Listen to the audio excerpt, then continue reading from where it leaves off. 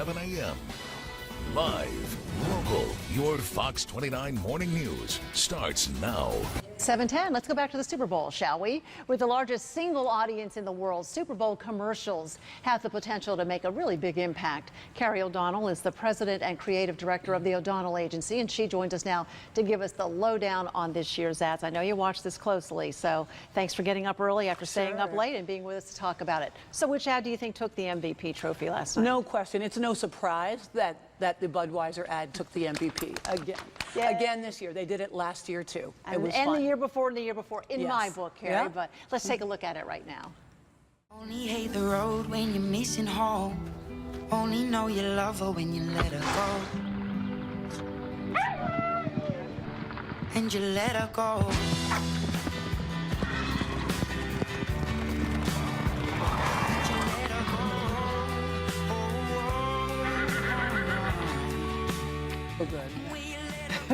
I get goosebumps watching it. You're only seeing half of it, the end of the spot, but the puppy keeps going back to the horse, and they grow up together and stay together. So why do you think it's the MVP ad? Advertisers tell stories through sight, sound, and motion, and Budweiser knows how to layer in emotion. They get us every single year. They do it so well. But what makes this ad especially good is because Monday morning after the Super Bowl, the job of that ad is to sell more product. And because the Clydesdales are so closely associated with the beer, it does a great job. It sure does, doesn't it? I mean, they do it every year. I think the MVP of all time was their World Trade Center ad on the Super Bowl. I mean, that was just one of the best. As you say, they layer that emotion in, and yet they're still driving home their advertising point. Budweiser has a lot of Super Bowl rings. Yeah, they sure do. That's a good way to put it. Well, Carey's going to be with us all morning long on our Fox 29 Morning News to talk about the ads and the shows and everything else. A little more grown up this year. A lot more grown up. A lot of the advertisers have matured. One of the many things we're going to be getting to. Thanks, Carey. We'll see you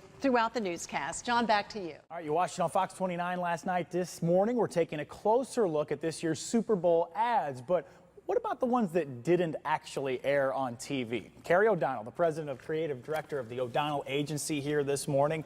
I want to thank you for joining us. Been joining us all morning talking about these ads. Which one that didn't air was your favorite? I think by far the Newcastle Brown Ale mockumentary, as we call it, with Anna Kendrick. I mean, it was so funny. It was candid. She was sitting in a chair, ostensibly having her hair done, talking about the ad that was canceled on her at the last minute. Speaking of which, let's take a look at it right here.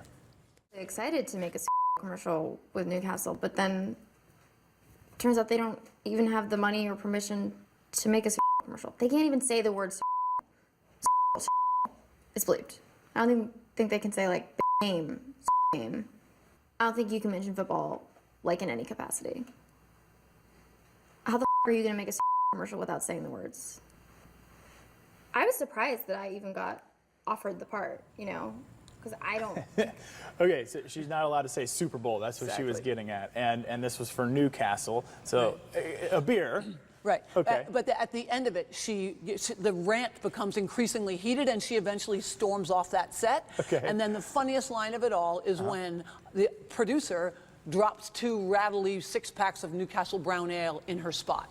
So you know what? She got so mad at us, but we're still going to get our money's worth with it. I'm now at almost 8:53 for your Fox 29 Pulse. You know, one aspect of the Super Bowl that may be surprising to a lot of folks, a lot of fans, is this year's mild TV ads, not as rambunctious as in former years, previous years. Advertisers seemed to play it safe. There were no crude jokes, and sexual innuendo was kept basically to a minimum. A lot of faces, a lot of familiar faces. The shocking ads in previous years have not always been well received. In their place, much more sedate ads using family-friendly themes, socially conscious statements, patriotic messages, and they pushed a lot of stuff through with some light humor, which was good to see. All right.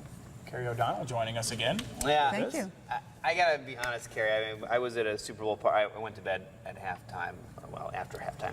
But from what I saw from the first half and all the ads we watched, we kept turning them up, you know, and the commercials would come on, and everybody was like, what was that? What was that at? Yeah. Is that anything? What was that? Because You know, we just- expect crazy. Yeah. We expect crazy and We wild want and crazy. crazy. We want crazy. Exactly, we Sorry. want crazy. But you know what? From the brand's perspective, it doesn't work in terms of selling product Monday morning. Yeah. It doesn't, because if the creative is so far out there and not connected to the product, Yeah. we lose focus on it. It's just a fun story. Carey, So- you mentioned earlier Twitter was blowing up over people who were So outraged People by were this, though. outraged because it's really become an integral part of the Super Bowl Yeah. experience. These wild and crazy ads that take great risks, make us shriek and yell and cover our eyes and everything else.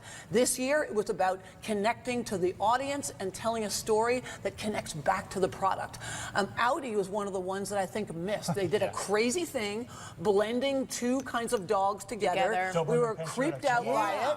Yeah, we were creeped that out big by it. head, the little body. Right, and the premise was don't compromise, but frankly, I think they compromised because no one understood that as connected to Audi. I had no idea. I thought it was two different ads, seriously. And you know, especially in So that you were category. confused, basically. Yeah, I was Yeah, confused. especially in that category like cars, where it's a long buying cycle. If you don't hammer home the connection to the product, it's a loss.